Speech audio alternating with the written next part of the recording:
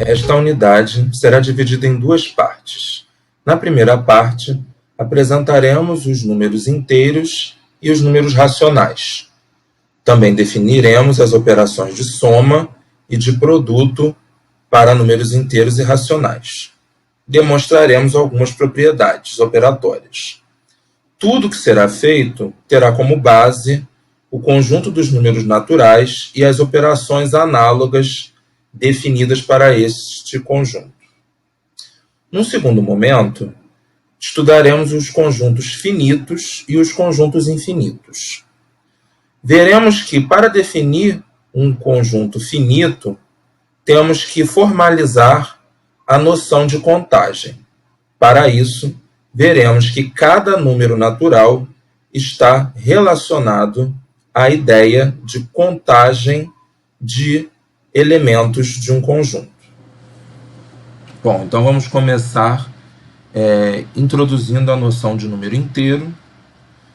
A ideia de estender os naturais para os inteiros é exatamente possibilitar que a gente sempre possa realizar subtrações. Bom, então como é que a gente cria o conjunto dos inteiros? A gente pega o conjunto dos naturais, que a gente já tinha, adiciona um elemento novo, que vai ser chamado de zero, e para cada número natural, n, a gente adiciona um novo número, que vai ser o menos n. Tá? Então, esses números novos aqui, olha, eles são chamados de números negativos. Né? Esse daqui é o zero, e os naturais que a gente já tinha vão ser chamados de inteiros positivos. Quando você tiver dois números inteiros, a gente vai definir a soma deles, tá? Que também vai ser um número inteiro. No caso que o m e o n são números naturais, a soma se faz da mesma forma como fazíamos em n, como vimos na unidade anterior. Somar o inteiro com zero vai dar esse mesmo inteiro, independente da ordem que se soma.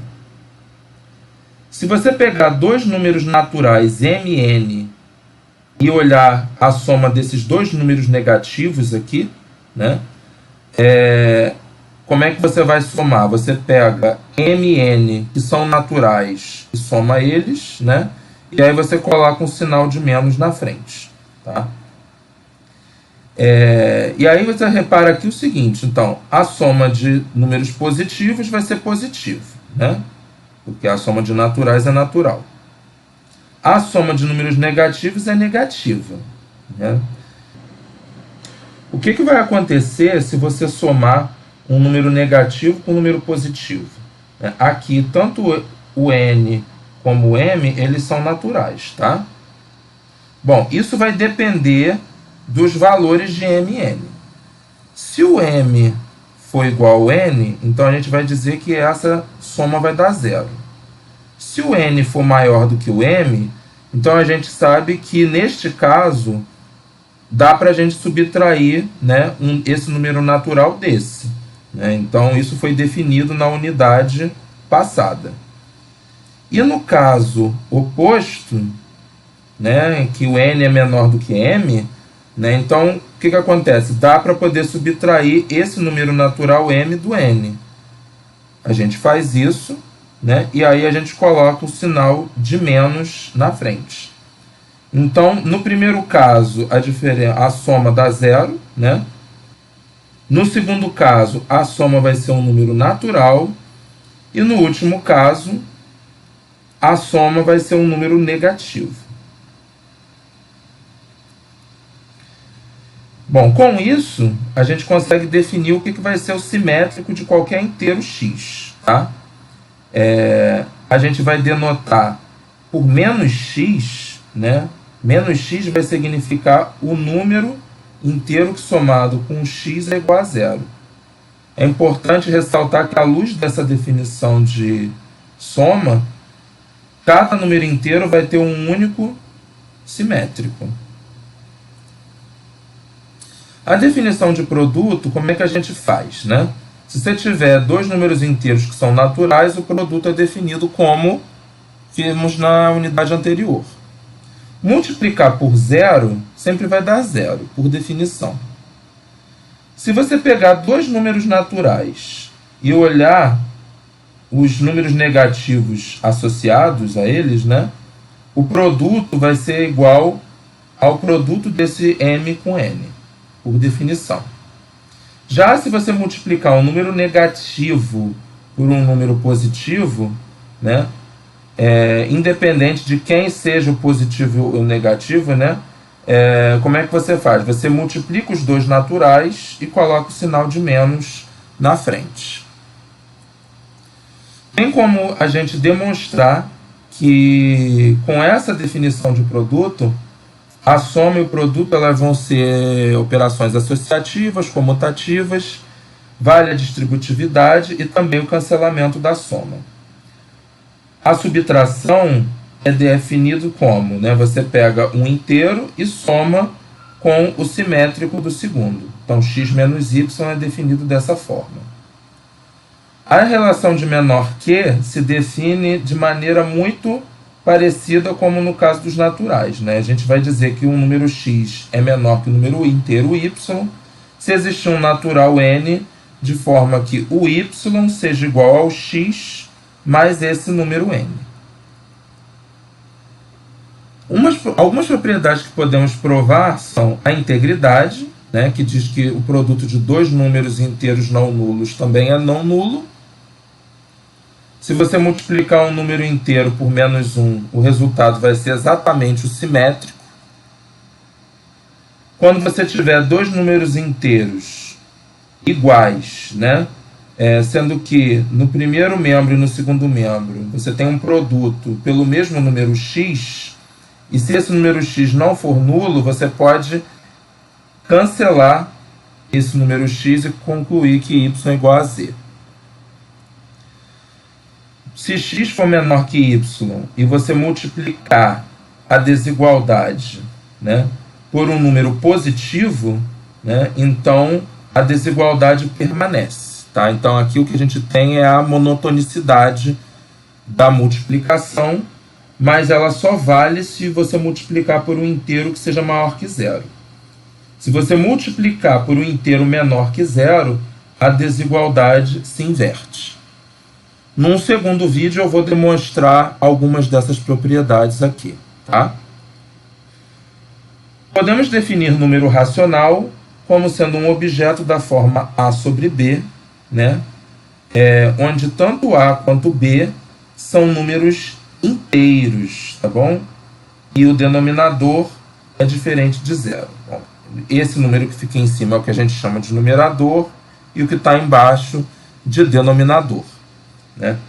Todo elemento da forma A sobre B é o que a gente chama de uma fração, né? E nós vamos considerar que duas frações são iguais quando multiplicando A por D, o resultado for igual a B vezes C. Lembrando que aqui eu estou multiplicando números inteiros, então essas multiplicações fazem sentido, tá? É importante lembrar aqui o seguinte, que à luz dessa definição de igualdade, essas duas frações aqui, que a gente lá na escola costuma chamar de equivalentes, elas são iguais, né? Porque se você multiplicar A por B vezes M, isso vai dar A vezes B vezes M. E se você multiplicar B por A vezes M, você vai obter exatamente o mesmo valor. Então, como esse produto em cruz é igual, por definição as frações são iguais. O conjunto Q, né, dos números racionais vai ser exatamente o conjunto dessas frações, onde o numerador e o denominador são inteiros e o denominador é diferente de zero. Como que a gente define soma de números racionais? A gente multiplica os denominadores e os numeradores a gente multiplica o numerador da primeira pelo denominador da segunda, A vezes D, e pega o denominador da primeira e multiplica pelo numerador da segunda. E aí a gente coloca este numerador aqui. tá? A gente costuma expressar isso assim, né? Assim, a gente bota um D aqui, bota um D aqui, multiplica, né? Então isso aqui dá AD mais BC, né? A gente representa assim. E o produto, basta multiplicar numerador com numerador e denominador com denominador. O elemento neutro da soma, né, que vai ser o zero, né, vai ser 0 sobre 1, e o do produto, 1 sobre 1. O elemento simétrico de uma fração, né, vai ser o quê? Você bota o menos A, faz o simétrico do numerador e repete o denominador. Para o inverso, basta trocar numerador com denominador de lugar, mas isso só é possível quando a fração não for zero, porque senão, do contrário, você teria um denominador zero aqui, o que não é permitido. Nós podemos interpretar um número inteiro como um número racional, simplesmente colocando um denominador 1 nesse número inteiro, tá? Então, na verdade, é possível ver, né, que essa função ela vai ser um homomorfismo, né, lá na linguagem da teoria dos anéis, e é um homomorfismo injetor, tá? Para poder você definir a noção de desigualdade, a gente diz que uma fração é menor do que zero se, quando você multiplica o numerador com o denominador, isso dá um produto menor que zero nos inteiros. Tá? Então, lembrando que isto aqui já foi definido lá no conjunto dos inteiros. De forma mais geral, a gente diz que uma fração é menor do que outra quando essa diferença de frações aqui for menor do que zero. Lembrando que A sobre B menos B sobre D, né, significa exatamente esta fração aqui, tá? Então é dizer que esta fração é menor do que zero, e aí então por essa definição que demos aqui, né, isso significa que o numerador vezes o denominador é um número inteiro menor do que zero. Por fim, nós concluímos que o conjunto dos racionais é um corpo. Isso significa que todas as operações de soma e multiplicação, elas têm aquelas propriedades desejadas, associativa, comutativa, existe elemento neutro, né? A soma tem simétrico, o produto tem inverso, os elementos que não são zero, tá? Então, assim, tem todas as propriedades desejadas. Agora falaremos o que é um conjunto finito. Se você for olhar no dicionário, o conjunto finito, né, na verdade, assim, a palavra finito significa que é algo que tem fim, né? Mas como que você vai definir um conjunto que é finito? Você não pode simplesmente dizer que é um conjunto que tem um número finito de elementos, né? Não que isso esteja errado, mas você acaba formalmente andando em círculos, né? Um conjunto finito é aquele que tem um número finito de elementos. Tá, e o que é um número finito de elementos? Você não pode traduzir simplesmente pelo dicionário e dizer que é um conjunto de números que não tem fim, né? Isso fica muito pouco preciso, tá? A noção de conjunto finito ela está associada à ideia de contagem de elementos, tá? Então vamos supor aqui que a gente tenha esta sala de aula e nós queremos contar quantos alunos a gente tem aqui, né? Então o que a gente faz? A gente começa apontando o nosso dedo para esse primeiro aluno e aí vai e fala 1, 2, 3, 4, 5, 6. E aí a gente conclui que esse conjunto é finito e tem 6 elementos, né? Bom, essa ideia ela é formalizada da seguinte forma, né? A gente pode considerar um conjunto dos números naturais que vão de 1 até 6, né? E estabelecer uma função desse conjunto no conjunto de alunos dessa sala, né? Fazendo exatamente o quê? associando o 1 ao primeiro aluno, o 2 ao segundo aluno, o 3 ao terceiro e assim sucessivamente, né? E aí, então, não temos mais alunos aqui, então a gente termina essa contagem. Então, para cada número natural n, nós vamos definir o IN para ser esse conjunto aqui, que vai de 1 até n, tá? Dos números naturais que vão de 1 até n. Uma contagem de um conjunto X vai ser uma bijeção de X com um conjunto IN desses, tá? Para algum n natural. O X será dito finito quando ou ele for vazio ou quando for possível estabelecer uma contagem para ele, para algum número natural. Caso o X não seja finito, nós vamos dizer que ele é um conjunto infinito. Por exemplo, o conjunto de alunos daquela sala, como nós vimos, é um conjunto finito. Para cada número natural, o conjunto IN ele é um conjunto finito. Por quê? Como é que eu mostro que o conjunto IN ele é finito? Basta eu estabelecer uma função de algum conjunto com esse formato aqui no IN de forma que seja uma bijeção, ou seja, estabelecer uma contagem do IN. E a gente faz isso como? Usando o próprio IN, né? E o F, no caso, vai ser dado exatamente pela função identidade. Isso aqui, evidentemente, é uma bijeção e, portanto, o IN é um conjunto finito. Exemplo de conjuntos infinitos são o conjunto dos naturais, dos inteiros e dos racionais. Apesar disso ser intuitivamente aceitável para a gente, nós precisamos formalizar isso à luz da definição de conjunto infinito. Tá? Isso a gente vai fazer num vídeo posterior. Quais são as principais propriedades dos conjuntos finitos, né? Que a gente vai ver. Se um conjunto X é finito e a gente tem duas contagens desse conjunto, nós vamos ver que esses dois números mn, na verdade, eles são iguais. Então, essa propriedade aqui, ela praticamente vai formalizar a ideia de quantidade de elementos de um conjunto, né? Sempre que você tiver duas contagens de um conjunto, esse número aqui tem que ser o mesmo. Então, por definição, ele vai ser o número de elementos do conjunto X. Tá?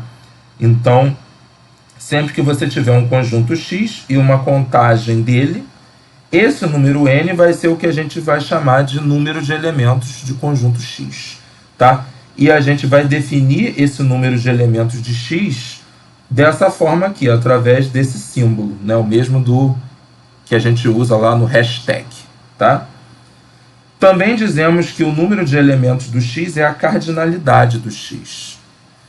E quando o conjunto X for vazio, por definição, vamos dizer que a cardinalidade dele é zero. Outra propriedade famosa que veremos é o seguinte, que o número de elementos, né, da união de dois conjuntos finitos vai ser igual à soma da quantidade de elementos de A e de B menos a quantidade de elementos da interseção. Também, quando você tiver um conjunto finito, provaremos que qualquer subconjunto também vai ser finito. E se você tiver um conjunto infinito, qualquer conjunto que contenha esse conjunto infinito, ele também vai ser infinito. Tá? Então, por exemplo, se nós provarmos que o conjunto dos números naturais é infinito, utilizando esta propriedade, a gente automaticamente conclui que o conjunto dos inteiros é infinito, porque o conjunto dos inteiros contém o conjunto dos naturais. Da mesma forma, podemos concluir que o conjunto dos racionais será infinito.